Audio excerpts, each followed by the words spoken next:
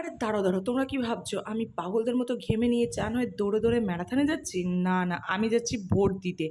কারণ কি বিয়ের ৭-৮ বছর হয়ে যাবার পরও আমি আমার ভোটার আইডি কার্ডে কোনো ঘোরবদল করিনি। তাই প্রত্যেকবার যখন ভোট হয় আমাকে চলে আসতে হয় বাপের বাড়ি। আর এবছরও সেটার কোনো অনতা হয়নি। তো ফাইনালি ভোট দিয়ে আমি চলে গেলাম বাড়ি। বিকেলবেলা চা নাস্তা করে মামা-মামীকে অনেক কষ্টে রাজি করে মিঠাই গুড্ডুকে নিয়ে যাচ্ছি আমার বাড়ি ২ দিনের জন্য। মিঠাই গুড্ডু তো খুব খুশি দিদির বাড়ি ঘুরতে যাচ্ছে। সাথে নিয়ে নিয়েছি বিরিয়ানি।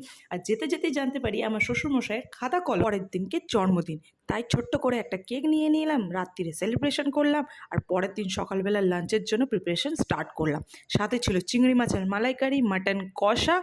আর শ্বশুরমশাইকে দিয়েই রান্না করেছি শ্বশুরমশাইয়ের স্পেশাল লাঞ্চ থালির স্পেশাল মেনু পটলের দোরমা। শ্বশুরমশাই যা করে না, অসাধারণ। রান্নাটা আমি কমপ্লিট করে প্লেটটা সুন্দর করে সাজিয়ে শ্বশুরমশাইকে তো খেতে দিলাম। শ্বশুরমশাই তো খুব খুশি।